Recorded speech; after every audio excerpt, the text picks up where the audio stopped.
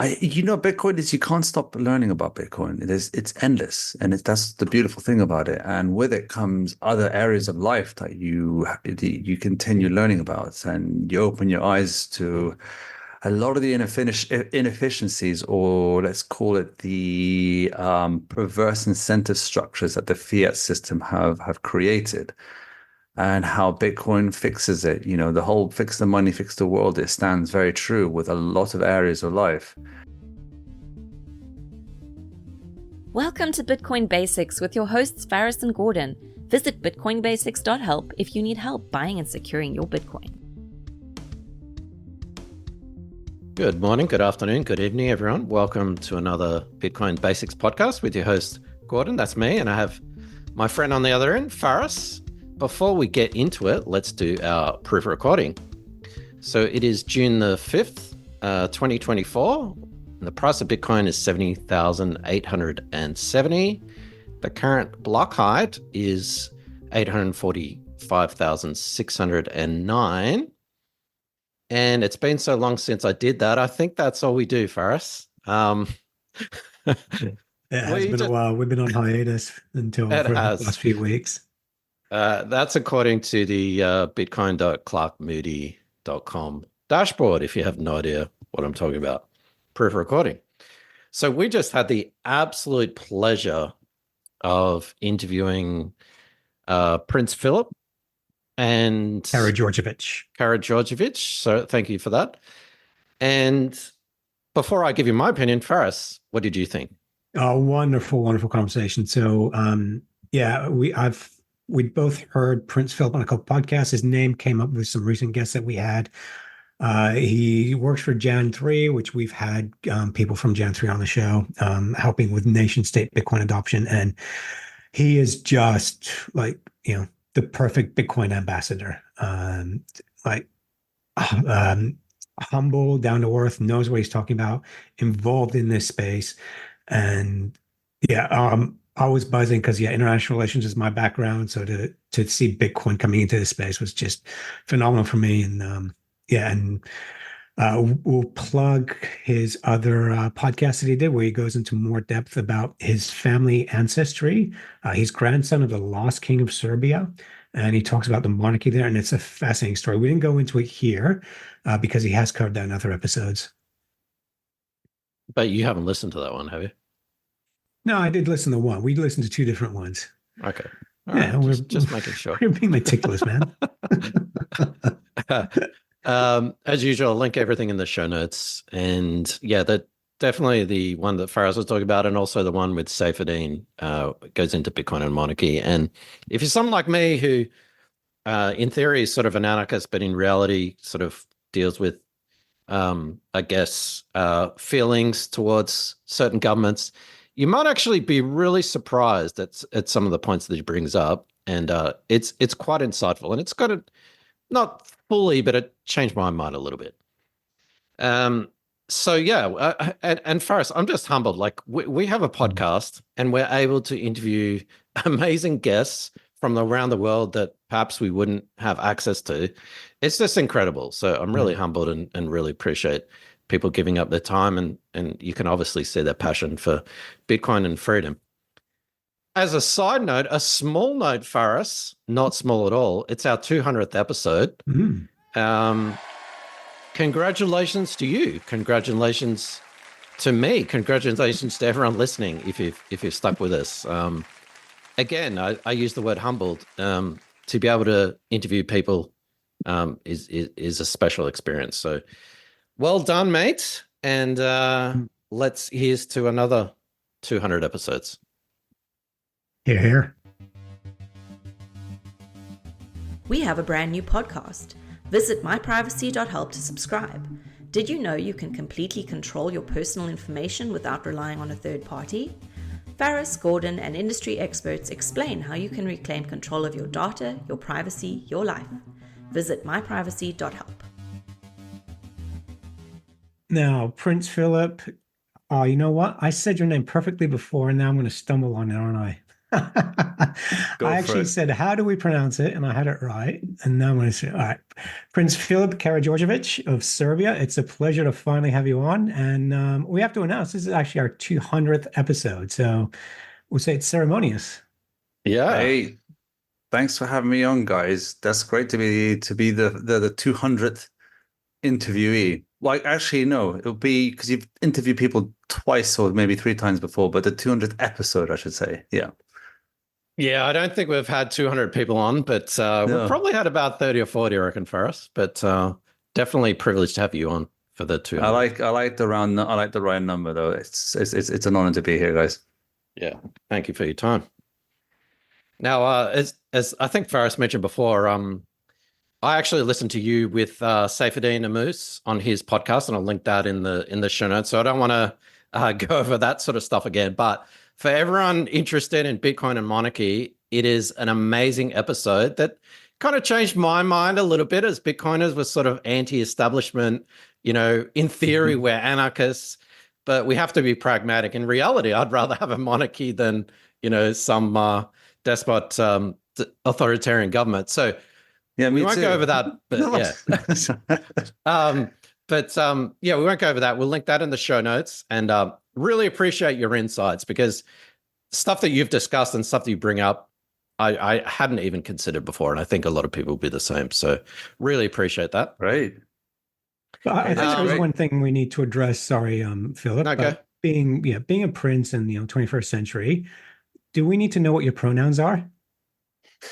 Yes, His Royal Highness. I'm one of the only people in the world that can actually hold pronouns like that. So you better stick to that. Otherwise, I'll get really arsy and start calling you bigot, whatever it is like that. So that's actually what I get my kids to call me. Yeah, exactly. That's HRH, guys. Okay, so stick to it.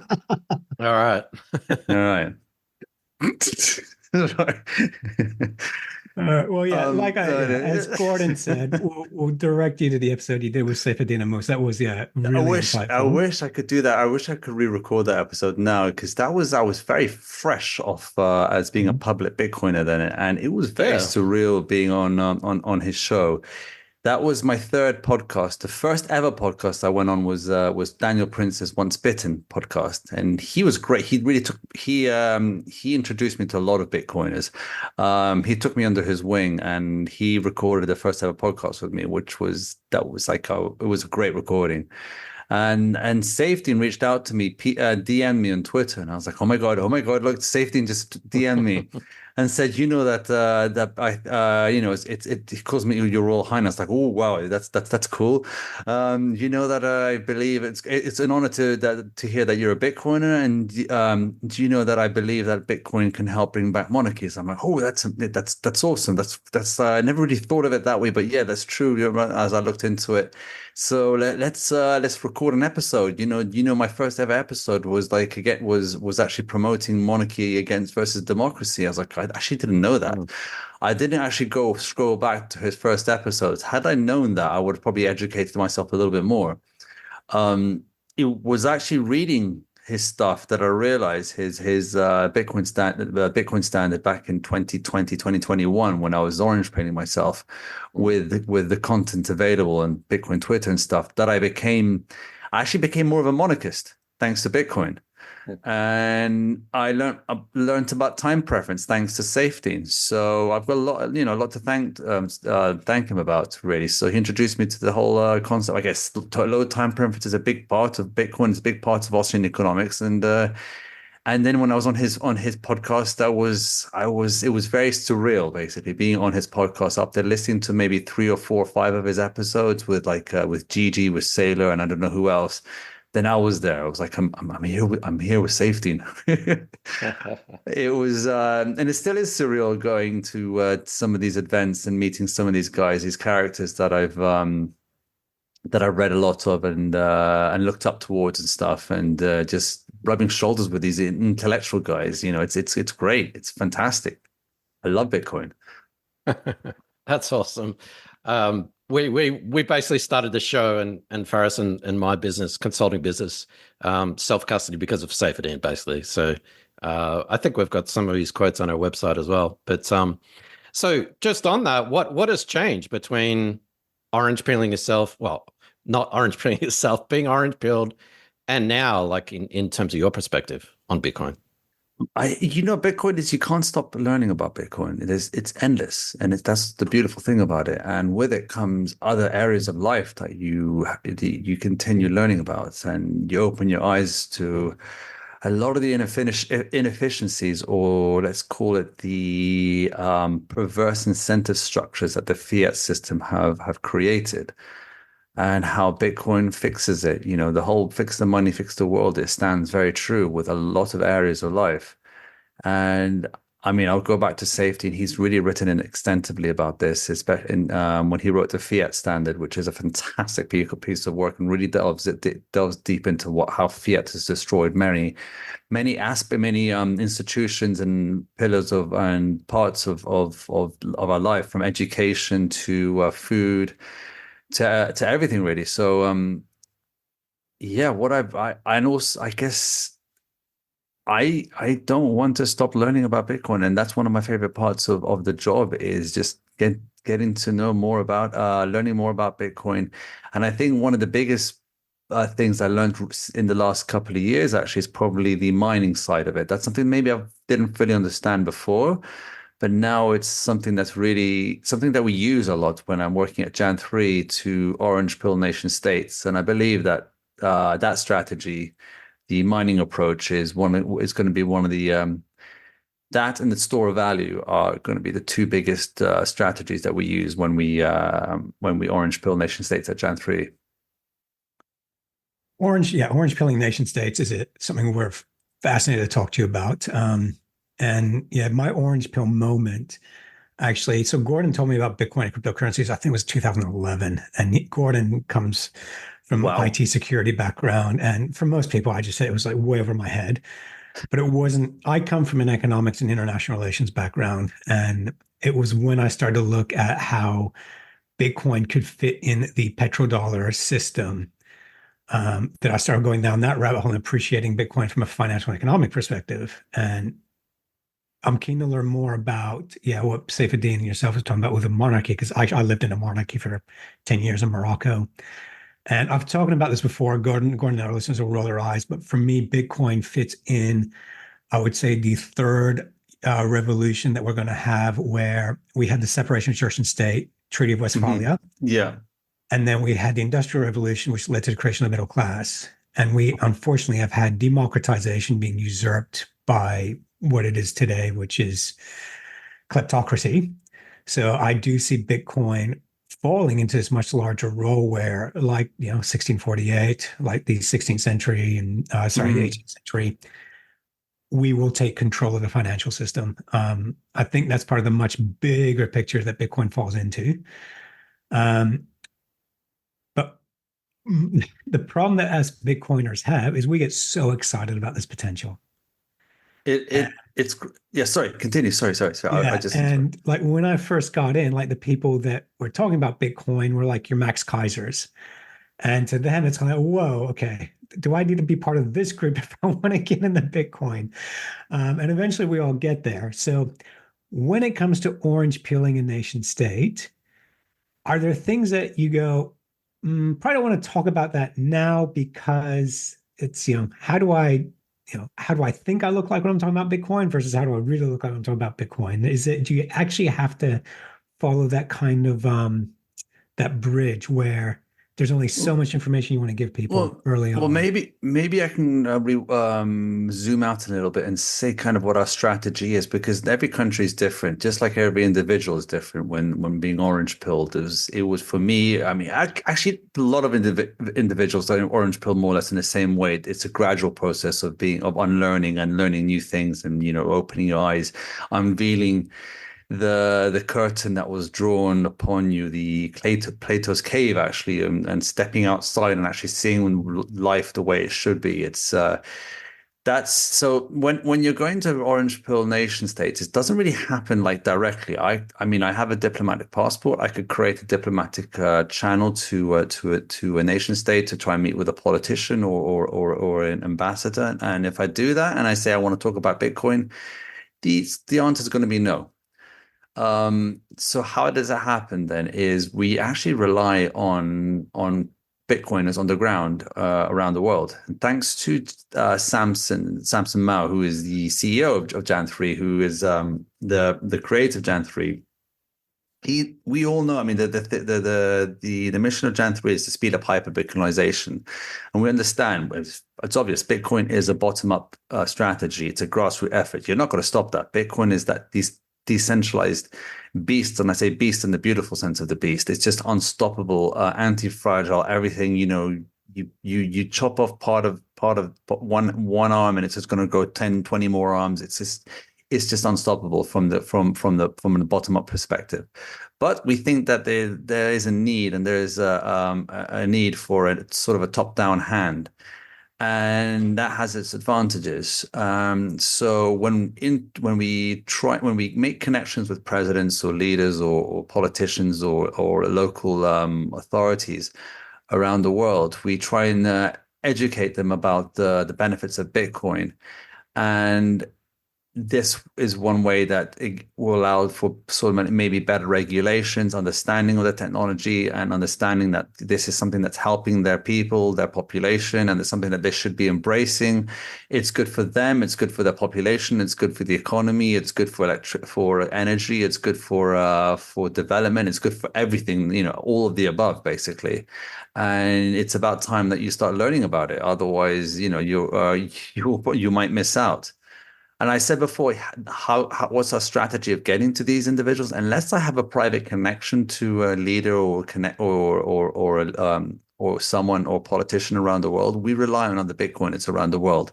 Thanks to Samson's popularity and work he's done pre Jan3, he was the one who architected the Bitcoin bonds in El Salvador. So he made a niche for himself that he was the nation state adopter for Bitcoin, and that Jan3 inherited that niche as being the nation state adoption company.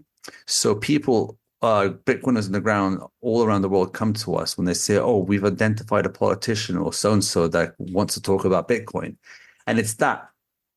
Because they want to talk about Bitcoin, because they've been introduced to it to a certain extent that they are curious for more. And that's when we step in. We will create a Telegram group with that individual or those Bitcoiners, and we will figure out a way of how to approach or meet or whatever the person or country in question. And then from there, it's about what strategy we would use to try and orange pill the country in question. And even though I'd say that that you haven't seen much adoption happening, like in adoption like El Salvador type style adoption, legal tender adoption, we think that's an outlier. Although never say never, bull runs, crazy things can happen. But we have seen in the last couple of years a lot of nation states adopting Bitcoin in mining capacities. You saw the Kingdom of Oman last year announcing a $1.1 billion investment in Bitcoin mining. You saw that the Kingdom of Bhutan announcing that they had been mining Bitcoin for several years using the hydroelectricity capacity. We hear of these sort of mining projects that's happening all around the world by governmental authorities. So it shows that it's been adopted to some extent already. If you have energy and if you have access to cheap energy, you would be an idiot not to tap a Bitcoin miner into that. And then with that comes a lot of benefits of securing net grids and making the energy grid more efficient and stopping rolling blackouts and all that sort of stuff. So energy is a big driver for adoption, I think, because energy is what drives development. Is what's made us develop from being spear throwing, stone, whatever it is, chipping humanoids to beautiful, to people who can create beautiful architecture and talk about philosophy. Although all these things now are being put under question thanks to the fiat incentive structure. So Yeah, every country's different, every strategy is different. And right now we're finding that the approach with energy mining and also store of value is the way forward, because as a medium exchange, that's what Bitcoin really is. Peer-to-peer electronic cash system is something that's not going to happen what we believe for a while longer. Although as I said before, never say never. Another El Salvador could happen where another country could easily say, okay, we are now accepting Bitcoin as legal tender, but it'll probably happen side by side with their fiat or with the US dollar, to give people the opportunity to continue spending in something that they're used to, but obviously learn how Bitcoin actually the benefits of Bitcoin. And that Bitcoin is not just a peer-to-peer, electronic cash system, but also a store of value as well. So you can actually hold and protect your wealth in there. So there's a lot of different strategies and approaches you can use. But we find that right now energy and store of value are the ones that nation states will sort of open their ears to. Well, I hate to inform you, Philip, but Bitcoin is Yeah. killing the planet and boiling the oceans and killing babies as well, apparently. But we won't discuss that. But in all seriousness, we kind of glossed over that. How about you talk about Jan 3? You're the chief strategy officer.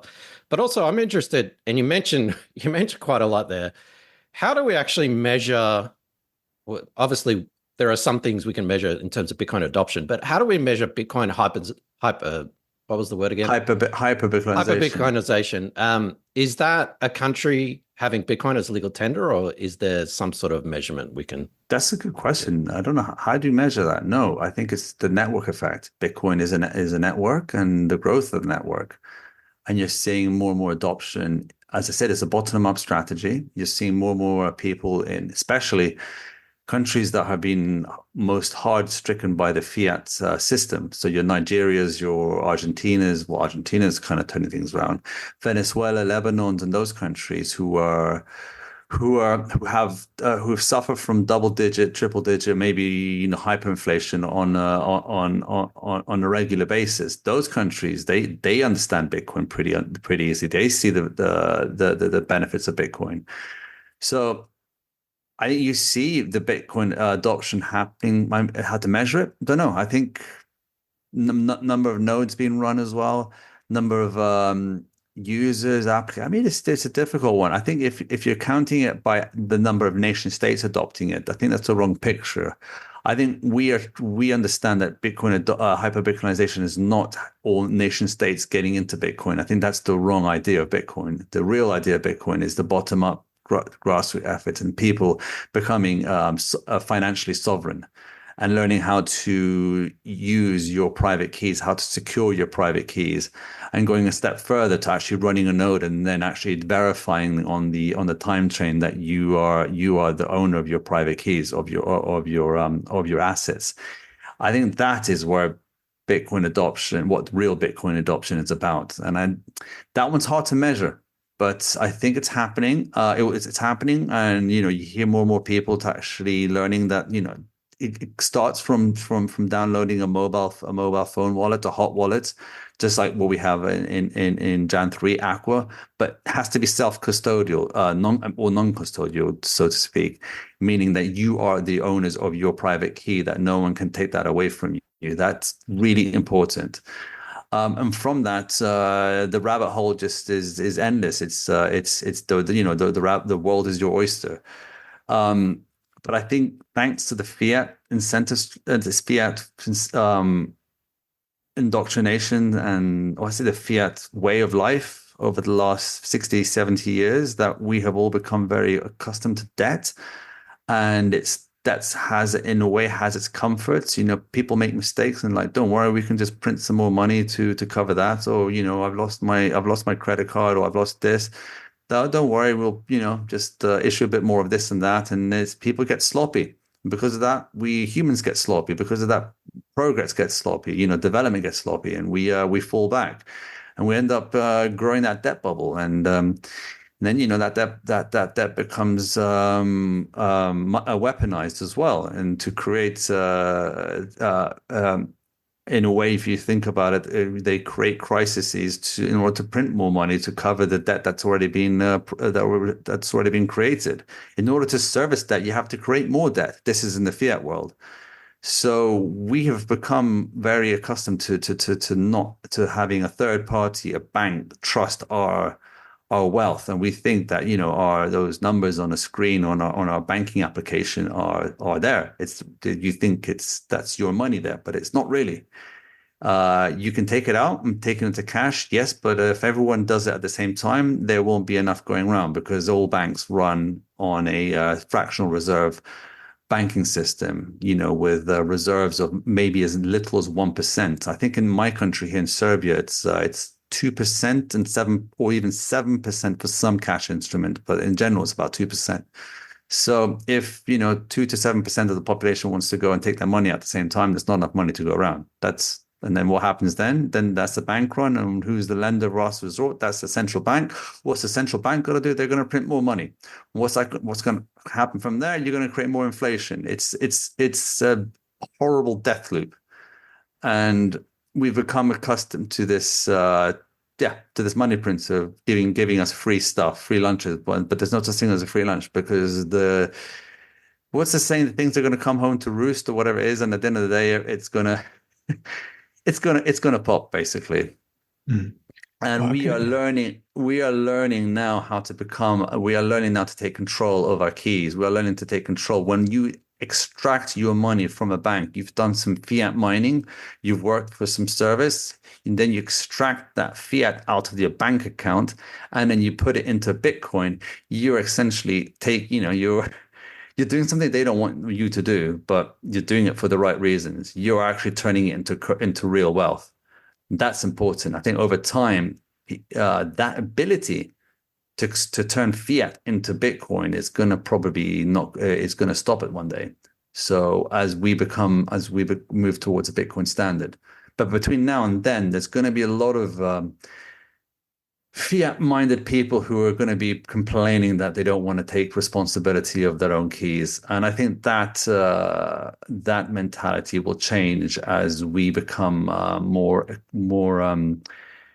We would want more financial sovereignty, because I think in the next few years or even few months, we will see the system starting to blow up again. We saw it blow up incredibly in 2008.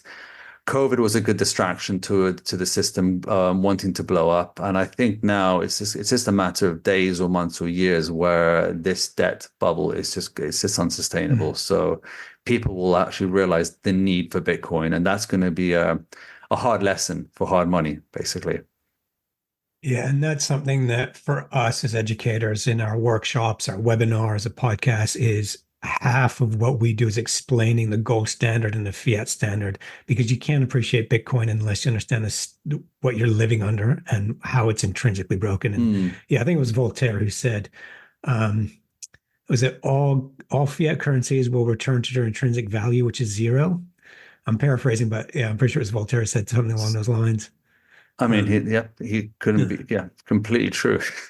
So with the El Salvador model, like Gordon and I, we were just flabbergasted by the developments that were taking place in El Salvador. We had quite a few guests on the show from El Salvador, from a young couple that left New Zealand and were paying for their fruit and vegetables by Bitcoin Lightning just off of a shopping cart. And then we had what was he? The National Security Advisor, I think it was, to President Bukele as well. So we were just amazed at what was going on. But with that, because I know that I think it was the State Department that threatened President Bukele that if you continue with this Bitcoin stuff, we're not going to send you any foreign aid.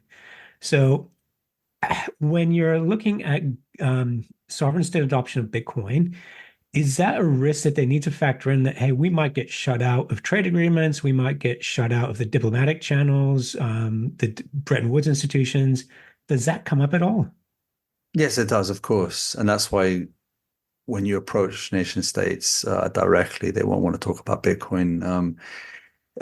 These intergovernmental organizations, these global organizations, your IMF, World Banks, your European Unions, your NATOs and stuff, are all obviously anti-Bitcoin, and it's obvious what their rhetoric is and what they've all been saying.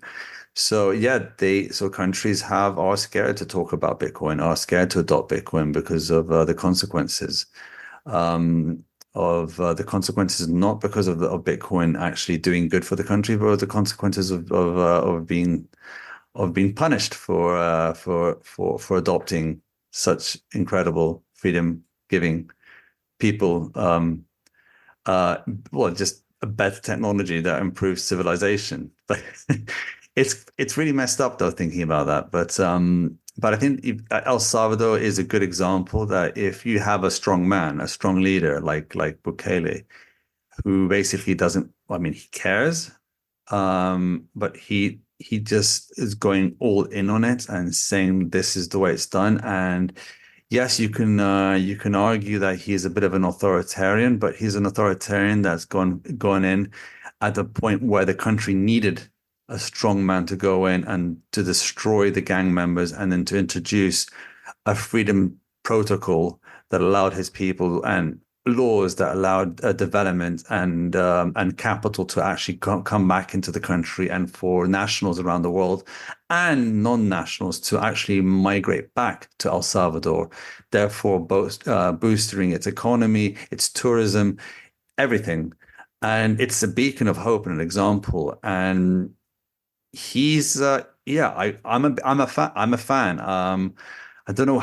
The only thing I question is what's going to happen when it's his time to go, his succession modeling. But if Bitcoin has really integrated itself in society, then he doesn't matter anymore. I think if his laws have stuck and if his laws are doing well and people are moving back and the place is safe, I think the best thing he could do is just continue to reduce government size, state size, and just continue on clamping down on government and pushing for Bitcoin adoption and for lower taxations, and have it so that it's a competitive country. Because at the end of the day, a state, if a state wants to continue being, let's say, effective, it needs to serve the people and not the other way around. And in order to do that, the state has to work like a company, as a service company towards its people. And therefore, it has to be competitive versus other states surrounding it. And you'll find that if you don't do that, you'll have people leaving your country. But if you do that, you'll have people coming into your country. And as long as you have people emigrating into your country and you have just an issue with borders, then you're doing the right thing. But yeah, I think it's a good. We'll see what. I mean, he just got inaugurated recently, and he's got another 4 or 5 years or whatever. And I mean, I think it's amazing what he's done. I think he's going to continue doing amazing things. He really gets it, and plus he's uncorruptible. He was rich, and that was a big part of the reason why he was able to do what he was able to do. So I wish we could identify more Bukeles around the world, but it's not very easy given. Yeah, just like Bitcoin, the conditions that led to the creation of Bitcoin and its decentralization will never be met again.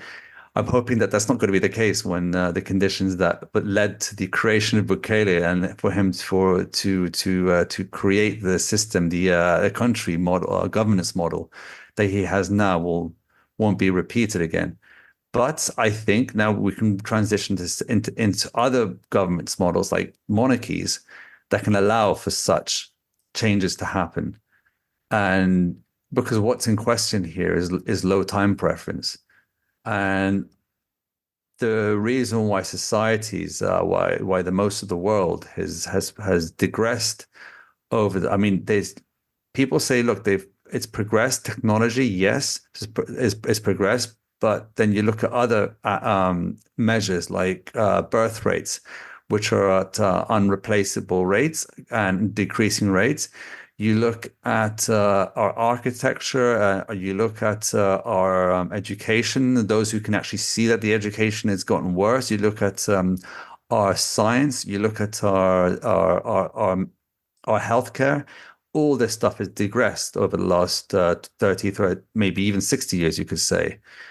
And I think it's important to highlight that this is all thanks to maybe to the democratic republicanism model that has been pushed as the prevalent governance model ever since the creation of the Federal Reserve in 1913, after what happened on Jekyll Island, and the abolishments of absolute monarchies and even constitutional monarchies around Europe and the likes, that we have ended up having governance models that are very short-term thinking and very interested in just trying to keep themselves elected and not having a long-term view.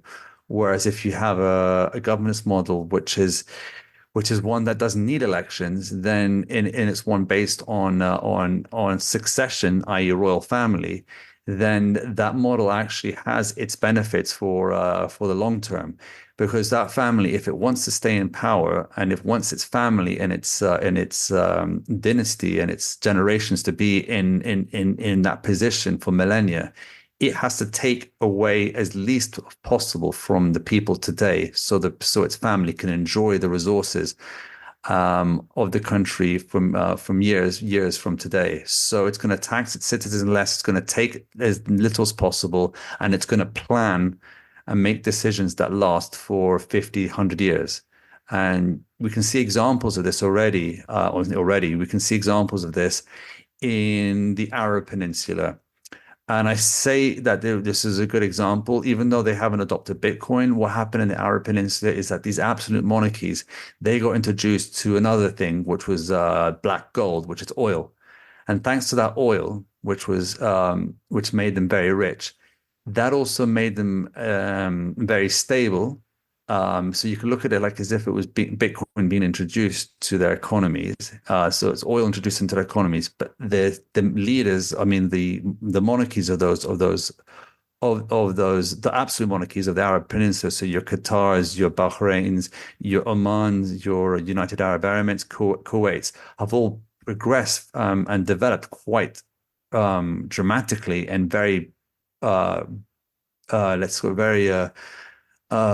sustainable ways. And when I visited a few of these countries, I see a lot of development of people very happy. I see a lot of men and women, because people always say, oh yeah, women are repressed. There, not at all. Women, it's their culture for them not to work like men, and that's actually great, because women are there to raise their children. And when you go there, the birth rates are over 2.1. I was speaking to an Omanis the other day, and he says, I only have 4 children and my family thinks that's not enough. And that's the normal way of life over there. It's that they have that the ability to think long term, and they're not caring about the politics, what democracy brings, different parties, or all this left and right bullshit.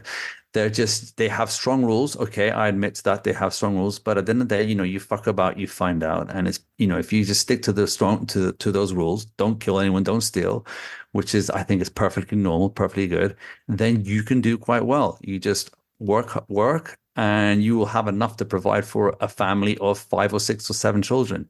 So once Bitcoin gets introduced into a society like that, I think that society is just going to take off even further. I couldn't agree more. I actually grew up, first 16 years of my life was in North Africa and the Middle East. And and I've just been amazed. Why isn't Bitcoin not taking off there? Because they have very strong usurpatory laws. They're not a debt-laden society. And they do have that long time horizon. Like my family, my ancestry is in Syria, and they've lived on the same street for 300 years. So that time horizon that we don't have in the West they have that there. And we did interview someone who was running Bitcoin meetups in Lebanon or Egypt. I can't remember. But he said something insightful. He said the problem with Bitcoin is in the Middle East, they see it as another Western innovation, Western introduction. Right. So we're just a bit apprehensive of it, coming in from abroad. And I thought that was a bit interesting. So, but yeah, no, it's just, I've just been very surprised at the, it's not taken off, especially in countries like Egypt, when their currency just plummeted, 7, 8 years ago, and in the wake of the Arab Spring. They also banned it in Egypt as well, but that's not. I mean, people are still using it there. It's not. Yeah, but yeah, people still mention to me, hasn't China banned Bitcoin? And I say, exactly. Banning Bitcoin is like sending your kid to the room. They're just going to show up again later. Exactly. Yes, so that mentality of what you just talked about is actually something we also see in the Balkans as well. You see a lot of people that have that cynicism or distrust for the state, little trust for the state, but then they see something like Bitcoin come around and they're like, instantly it's like most people, it's just your instincts will say, oh yeah, it's controlled by the CIA, NSA, or something like that. And but even if it is, if you can verify it, even if it was created by the NSA, they can't do anything about it right now. So, so and they're very cash orientated. They're very, cash is king because they see the privacy of actually holding cash. But at the end of the day, cash has its issues. It's subject to inflation. At the end of the day, it can be changed in a matter. The one note can be not like this happened in India a few years back, where these I forgot what denomination notes were put out of circulation. Was it 10,000, Yeah, 5,000? It was the day Trump was elected, and he had exactly 2 weeks to turn them in. Exactly. And there were stampedes and things like that. And I think about 60 people lost their lives in that process. Yeah, something like that. It's just disgusting. Yeah. With Bitcoin, it's accepted. It's fungible. It's an acceptability means that it means that you're not going to be able to change your Bitcoin. You never get things like that before. Yeah. Yeah. So what's happening with Bitcoin in Serbia? And we didn't allude to this before. Please listen to Prince Philip's interview regarding his ancestry. It's fascinating. So at the moment, your title does not provide you with any judicial oversight or any influence in the government. Is that correct? Okay. That's correct. So, yeah. So what are you doing with Bitcoin and Jan 3 in Serbia, and how's that going? So as I said before, Bitcoin in Serbia, we let's call it the populist level. It's growing, and some people are understanding it, but then you are getting a lot of people who are who are very aggressively against it. You just have to go to my Twitter, and that's why I'm not really posting it much on my Twitter. You think Bitcoin Twitter is harsh. You haven't seen anything until you've seen Bitcoin. Serbian Twitter. So when you combine both of those together, you get quite the clash. It's a small group of people, but they make themselves really known, and they can be really vicious and vile. But that's Twitter for you. In general, what's great about Serbia is Serbia has a lot of quantitative minds, meaning like we have a lot of people who are quite scientific. Your Nikola Tesla was from Serbia, and we have a lot of mathematicians, scientists. So that means coders, programmers. People in quantitative disciplines that come from here. A lot of them sadly leave. There's a lot of migration out, brain drain.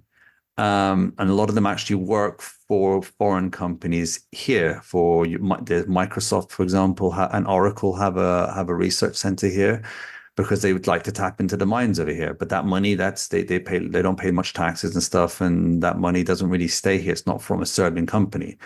So I think Serbia could potentially have a lot to offer to Bitcoin.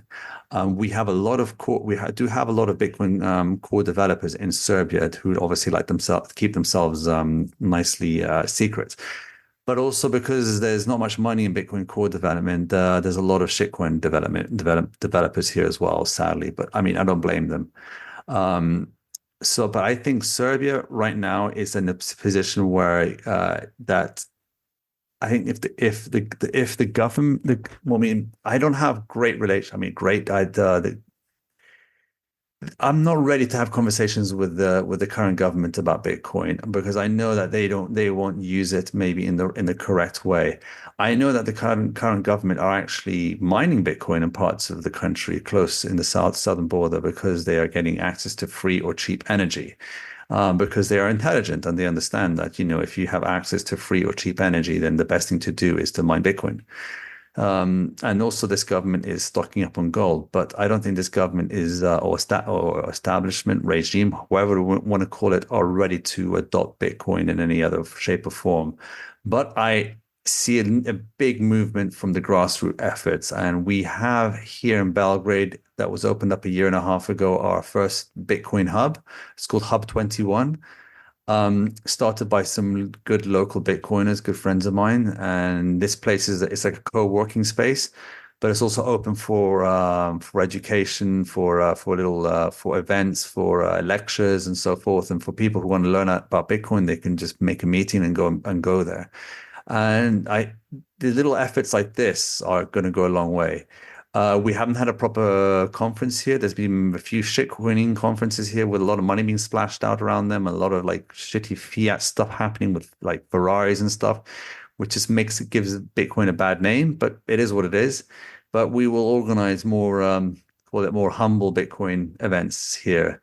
And I think the efforts right now in Serbia are going to be more bottom up, and we have the talent, and it's going to happen. And I'm slowly speak to governments and politicians, the government or politicians about it.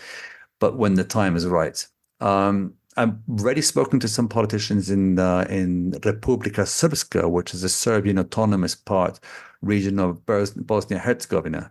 That's right on our border. So Bosnia-Herzegovina has half of it is actually an autonomous region full of Serbs, and there's a government there. And I've spoken to the energy minister there, and I've spoken to the president and his president's advisor about Bitcoin. And there seems to be some interest happening there. So they don't have a need for energy, but they have actually a surplus of energy, but they're always looking for more ways of actually creating more energy so they can sell it, because that's obviously making them a bit of revenue. But Serbia, for example, I have a plan in, let's say, next 10 years is to use Bitcoin mining to help make energy sovereign. It has an issue that we are not energy sovereign, and we're relying too much on foreign energy. And I believe that, not I believe, it will happen that because Serbia has such great geothermal potential, we are sitting on so much geothermal activity that hasn't been tapped yet. But the problem with geothermal is it's expensive to tap. You need a lot of investment in order to tap it. But if you combine it together with Bitcoin mining, then those costs can be lowered, because instantly you can actually start making some money as soon as you've drilled a few holes to find the source. And I think through geothermal energy, Serbia can become energy independent and will help to reduce these rocketing energy bills that we've experienced in the last 2-3 years. So yeah, that's one project I'm going to be trying looking into, but that requires investment. That requires rubbing shoulders with a lot of politicians and stuff, and people who are holding this country together, so to speak. Yeah, we had, I don't know if you're familiar with Lord Fusitua of Tonga, who unfortunately passed away a few months ago. Yeah. Yeah, I we're never talking to met him him, about but I that. heard of him. Yeah. Yeah, so he basically was openly trying to adopt the El Salvador model into Tonga. And yeah, he was going to set up, I don't know what the plans still are there, but that's exactly what he's going to set up, as well as, and he was explaining that by setting up Bitcoin Lightning Network, that overnight Tonga would save $30 million on their GNP, because majority of Tonga's GDP is foreign remittances. Remittance, yeah. And they they pay $30 million in fees to Western Union every year. And that's what he's trying to set up. Yeah, we don't have maybe that high numbers, but we actually we depend on remittance as well. Not as bad as maybe some of the less developed countries in the world, but we're there because a lot of our, as I said, the brain drain has meant that a lot of our talent is working in America, Australia, where you guys are, huge populations in Australia, diaspora in Australia, Germany, Yeah, Canada is the biggest population, so they're sending a lot of money back home. Oh yeah, there's a huge Serbian community here. Yeah. So just on that, you mentioned a lot of things that I could talk about EU, perhaps Serbia's EU candidacy and what will happen there. But I'm more interested in your personal Bitcoin journey. So I guess two things. Number one, are you mining Bitcoin? Do you have a full node set up? What's that like? And two, I watched the YouTube video of you sort of coming out of the Bitcoin closet. What was the impetus behind that? Firstly, I don't know. I've lost all my Bitcoins in a boating accident. But I do. Us too. Yeah. Yeah, but I do run a node though because I like to verify that that's actually happened. Oh, great. Yeah. No, so yeah, that was I no, I don't mind. I don't mind Bitcoin. Although one of these cool new projects with the development team actually being hired in Serbia have I forget the name, Heatbit or something like that, but they're making heaters that mine Bitcoin. Yeah. And he says that they're very efficient, and I've been given one as a present, so I should be getting one soon. I need to get that. Right now it's not the time. It's getting hot, but winter's coming, and I got to try that out. But it's obviously the payout's not great, but it's still something, and I think that's a great future to have. And I think the next step in that evolution is also to try and turn that heat into cool air, because that's what actually helped develop the rest of the let's say the global south, is thanks to air conditioning, which just requires a special cup. I mean, I'm not technical as well, but it just requires a couple of chips or fixes or something like that. But I'm sure you can turn you can turn Bitcoin and heat the runoff into cool air and actually cool down buildings while mining Bitcoin. I mean, that would be pretty cool. I think that's someone's definitely doing that now. So yeah, going back to that, then going back to me coming out of the closet, so to speak. That was March 2022. That was my wife and I. So we moved to Belgrade in June 2020. We were living in London with our son, still working my traditional finance job. And when the whole COVID thing hit, my work went online, and we were back at our flat working. This was like middle of March. And after a week or two of staring at my screen in my bedroom and thinking to myself, I could do this anywhere in the world. So I walked into the next room, the living room, when my wife was playing with our son. I was like, "Hey, we're moving to Belgrade." Already? Okay. So within 2 or 3 months, we packed up all our stuff and moved to Belgrade. I told my work.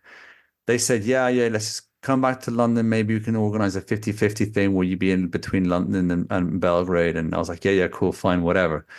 So moved to Serbia, and my wife and I have since moving to Serbia, that's when I started orange pilling myself. You know, I started waking up to a lot of the issues that are happening in the world, back to a zero interest rate environment, back to all the stimulus being pumped into the markets. You're seeing all these um uh like brick and mortar shops, I think you call them, shops being taken out of business, or not getting being told to shut down while all the bigger shops are still working. You saw all this crap happening in front of your eyes. And that's when I decided to study more about Bitcoin and realized that actually I had the keys of the future in my pocket, and it was beautiful. And so I sold all the other shit coins I had, and I became a maximalist by 2020, 2021. And then I was still working for my traditional finance job, which was in asset management, and feeling kind of uncomfortable about it. Increasingly more and more uncomfortable. I just didn't really feel right working there. But you know, good team, nice people, good decent company, whatever. Then my wife and I, when we moved back to Serbia, we worked a lot on our PR to try and raise the profile of the Karađorđević dynasty family. You know, we're young, we're refreshing, we have a son. We just my wife just gave birth to a daughter 7 months ago, but before that, our son, you know, I've married a Serbian. She speaks Serbian. I don't speak Serbian. I'm learning Serbian, but our son speaks Serbian. So we corrected that the lineage now, and that the Karađorđević is actually speaking Serbian like they should be, which is great. This is one thing that we get criticized a lot, is that because we were exiled, we never learned how to speak Serbian. But I mean, can't really blame us for that too much. But it was difficult to integrate ourselves into Serbian societies given who we were. But anyway, I'm fixing that now. And we'll travel the country. We're meeting people. We give a voice to a lot of people on our social media platforms. We speak our minds. We don't really hold back when we speak against what the issues that we see. People say that we're becoming too political, but at the end of the day, it's because politics has actually infiltrated every area of our lives, thanks to the money printer. That when, you know, that's another subject. But yeah, so we were vocal. We were quite open and vocal, gaining popularity. And the next thing we know, we were invited onto the biggest evening show in Belgrade. And the guy is a really nice guy. He lives on a road. So we went to meet him just to get to know him before the actual interview. He had us over for a drink, and he found out that I was into Bitcoin. Didn't really take much notice. Then 3 days later, when we were recording in the studio, I was talking about my work, and then he interrupts me and says, "It's now a good time to talk about crypto." And I was like, "Oh," and then so I said, "Yeah, it's not about crypto. It's all about Bitcoin," and then spoke about 3 minutes about Bitcoin. That went viral a week later when the show had aired, and next thing I know, I'm getting messages from Safety and Daniel Prince's podcast and Safety's podcast, and then getting invited to Miami, and in Miami introduced to Samson, and then that's where Samson offered me the job at Jan 3, and I didn't really hesitate much and said yes pretty much on the spot. And then here we are speaking to amazing Bitcoiners like yourselves. Oh, thank you. Yeah, it's funny the connections that we make and how we get there, and all the rabbit holes that, once you get into Bitcoin, how much more discoveries you're willing to make. And so a big one amongst the Bitcoin community, I know, especially amongst Saifuddin, is a carnivore diet. So do Serbs just kind of look at that and go, "Oh, wow, you discovered meat. How great can this Bitcoin thing really be?" Yes, Serbs we do like our meat. We the main two meats out here are lamb and pork, but beef, there's a lot of beef. But Serbs in general, they love that they love their meats, and there's a lot of access to good meats. There's a lot of happy animals grazing fields here, eating grass, and a lot of good quality beef that we can get our hands on. And some cuts are not too expensive as well, so they're quality cuts. And in general, Serbs love their meat. But yeah, having said that, Serbs we also fast, meaning that we go vegan, but we can eat fish for certain times a year. So 40 days before Christmas, or no, 30 days before Christmas and 40 days before Lent. If you're very religious, you fast. And so you don't eat any meat or any animal products, but fish and seafood is allowed. So you can get by with that. I'll admit that I've never done the 40 days, but I'll do a few days here and there. And it's not easy at all, because I eat beef or I eat meat pretty much every day. I'm a carnivore, like 80%. I eat eggs for breakfast, and maybe I don't eat all day because I also do a lot of intermittent fasting and, autophagia, whatever it's called. And maybe I don't eat for a whole day or two to clean myself out. But the next thing I'll eat will be a steak. So yeah, it's good. Yeah, so Serbs, it's not like Serbs discovered meat or anything beforehand, but I think the whole fact that the whole carnivore thing, it shows you that that fiat, the fiat model has told us that eating red meat is bad for us and it creates cancer and all that, because they know that actually sticking to a red meat diet is actually good for you, and it makes you not go to the hospital, so they're going to lose revenue in healthcare and all that. So it's bad for the food industrial complex and bad for the big pharma. So yeah, I think Serbs already there have been there already. They eat a lot of meat. They eat a lot of a lot of fresh produce here. But having said that, fiat food and culture has seeped into Serbia quite a lot over the last 50, 60 years, especially most recently as well, since a lot of our trade is happening with the EU. So we get a lot of processed foods, and also seed oils are quite prevalent here. I think that was not an issue 70 years ago. Everyone was cooking here with animal fats, but obviously seed oils came about because they were cheaper. In 1974, I think, was one of the biggest turning points in history. Officially, every country going off the gold standard. That's when our diets changed. Yeah. And then you had the pact between Saudi Arabia and the United States, where the petrodollar system fully came into effect in 74. You look at any graph, obesity, all kinds of stuff. 74, that over that mid 70s period, things just skyrocketed. Yeah, it's sad because we have a lot of great produce here, and I'm not saying that a lot of Serbs go like I do, is go get our food from the local market. Open, stalls that come fresh from farm to stall to your table. Maybe might be some guys that are resellers as well, but which are the good resellers as well. But these guys are only taking cash. Some of them may take cards, But this is something that's still big in Serbia, and that's like gray market. About 3-4 years ago, before I was a public Bitcoiner, the government tried to fiscalize it, tried to basically track every transaction, and the Serbs weren't having it. This is what was great. I mean, obviously, I was vocal about it as well. I wasn't vocal to the point of saying, "Oh, but there's Bitcoin," because knowing very well that I would just get slammed for that. But I was vocal about, cash is more important. If you start fiscalizing this, then they will start taking a big profit. They will start to tax them, and people will go out of business, and then that will drive people further into supermarkets.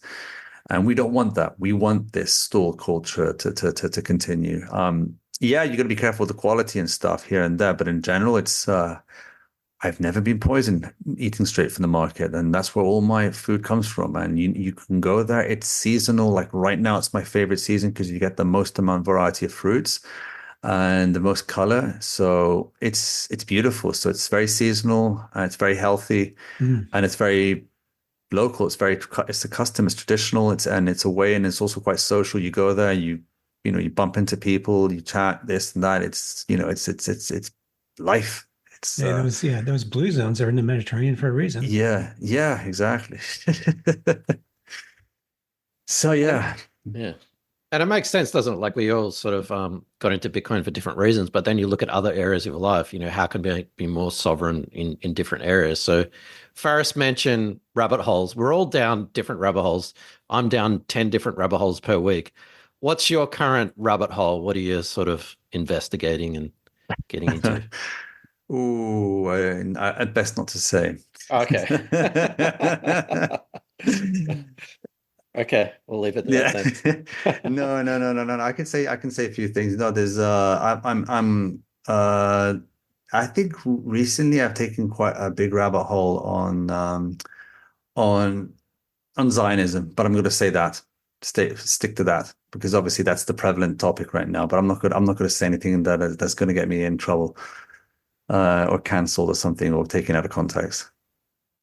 I think maybe I can say a few things. I think that whole issue can be easily corrected. I think it's people say Bitcoin can't fix everything, but I think even Bitcoin can fix borders. I think Bitcoin at the end of the day, borders were not such a big thing pre-1913. If you read Hans Hermann Hoppe's Democracy of the God That Fell, even chapter 1, and this is something that was known as well, but you can read it clearly in chapter 1 that pre-1913, when there was more monarchies prevalent, that was the prevalent governance structures around Europe.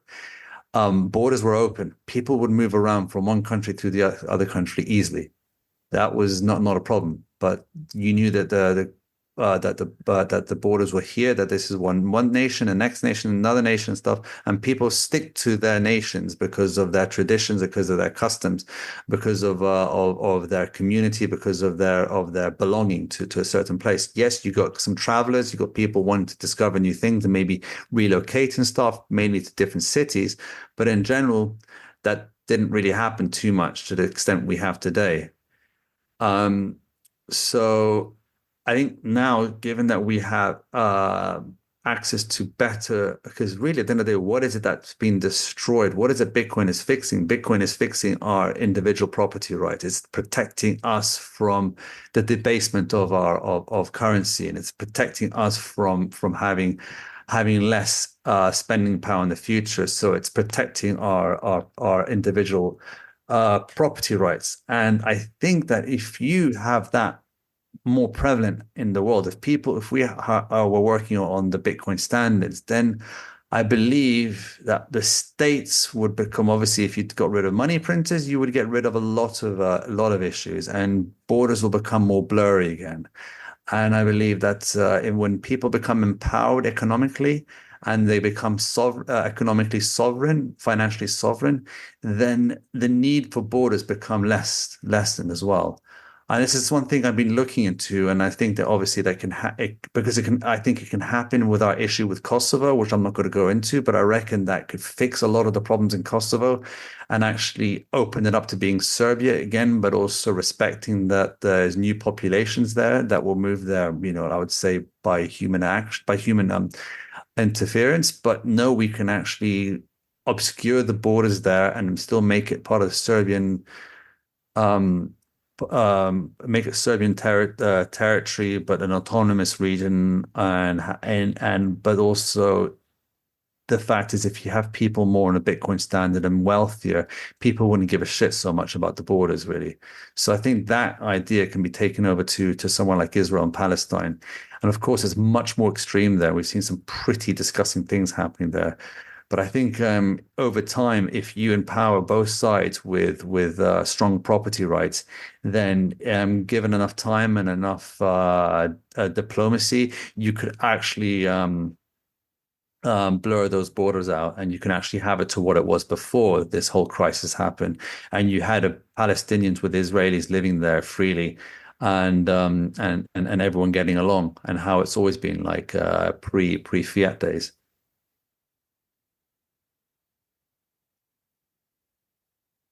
Yeah, absolutely. And this is, to me, what was very appealing about Bitcoin, because I think I mentioned earlier, my background was international relations, working with aid and development. And when you saw what taking people out of poverty can do, like what Mohammed Yunus did with the Grameen Bank and microfinancing, this is, to me, where Bitcoin can be huge, absolutely huge. That's can make the biggest impact to global poverty and freedom.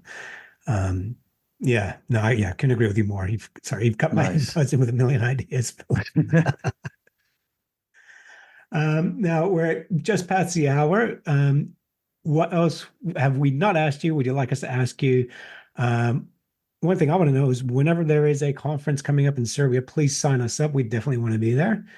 But where can people find you? Tell us what else is going on, what we need to know. Well, firstly, there's some couple of conversations happening about probably making the first ever Bitcoin only conference. We've had loads of meetups happening thanks to the hub, and some of them bigger than others, but we haven't had an actual conference. But maybe there's something in the works in middle of October, a one-day conference. So yeah, keep your ears peeled for the eyes peeled, the ears open. I guess that's the way of saying it, or the other way around. Anyway, but if not this year, then definitely next year. I think it's about time that we have a Bitcoin only conference in Serbia. And where people can find me on Twitter, I guess you guys are going to post it on your link. It's Prince with no E, Philip with an F, 1. That's at Prince Philip 1. And then I'm also on Instagram, and there's also Jan3 on Instagram and Jan3 on Twitter as well. But I'll give you all the handles if you can't find them. Yeah, we'll post all that stuff. And please. Just to finalize, sometimes when I travel, maybe not now, but when I travel, I've lived and traveled a bit, but people are like, oh, you're from Australia. Do you know so-and-so? And, there's 24 million people in Australia. So I'm going to do the same to you. Do you know Novak Djokovic? And can you introduce him so that we can get him on Bitcoin, if he's not already? That's a big topic. It's hard to get to him, but I've never met him actually, sadly, but he's a busy guy, and when he comes to Serbia, he's like a god almost. So one day I think our paths will cross, and I believe his second calling in life is maybe to be a Bitcoin maximalist and to spread the freedom protocol. So I think it will come. So one day I hope. If there's anyone who should be into Bitcoin and freedom, it's Novak. So I would be surprised if he totally wasn't into it. Yeah, but I think he's also kind of a private individual. He obviously being a huge celebrity sports-wise on and off the field. I think he tries to actually, apart from the fact that he didn't get vaccinated, which was great, he does keep his political and other views quite secret to himself, for obvious reasons. But I think once his tennis days are over, he retires. I think that maybe he can get into Bitcoin. Very diplomatic answer. Thank you. Yes. No, that's fair enough. Well, we really appreciate your time. You're doing some amazing work, and Jan3 as well, because sometimes the Bitcoiners, we look at the grassroots stuff, and building from the ground up, but we sort of say, it doesn't matter if the government's not using it or they hate it or they're trying to ban it. We're just going to go with Bitcoin. So it's good to see something from the top down as well. So hopefully we can meet in the middle somewhere. No, I mean, it's all about bottom up, but we have to have some top down and educate everyone. So it's all fun and games. No, there's so much happening in this space. It is really exciting times and challenging times for people involved in it. Yeah. Prince Filip, it's been an absolute pleasure. We would love to have you back on. This feels like an amuse-bouche for us, actually. Oh, great. Faris and Gordon, it's been a pleasure to be on, and look forward to the next recording. Absolutely. Really appreciate it, Tom. Thank you. Maybe number 300, yeah? Yeah. No, we can do it before then. Well, we for returning guests, we never actually mention an episode number. We always mention the price. So how about Bitcoin at 250,000? Oh, okay. Yes. Maybe next year, early next year. No, I think that's in October. Let's say October, November. Coincide it with your conference. There you go. Make it exactly. Yeah, exactly. Thanks again, Prince Thank Filip. you, Filip. Hey, thanks, guys. It's been an absolute pleasure. Signing out, okay? Take care. Thank Bye-bye. you. Cheers. Bye-bye. Cheers. Thanks for watching or listening. If you enjoyed this podcast, please like, subscribe, and share so we can spread this educational content to others like yourself. Visit bitcoinbasics.help. Disclaimer. Any content provided by CoinCompass is for educational and informational purposes only and is not investment, legal, tax, or any other professional advice. A qualified professional should be consulted before making any financial decisions. CoinCompass will at times recommend certain products, services, and technologies, but these are opinions based upon our own or podcast guests' experience and not endorsements. We take no liability for out-of-date or inaccurate information, software bugs, manufacturing errors, technology misuse, or issues involving third parties. Visit coincompass.com for more information and please contact us.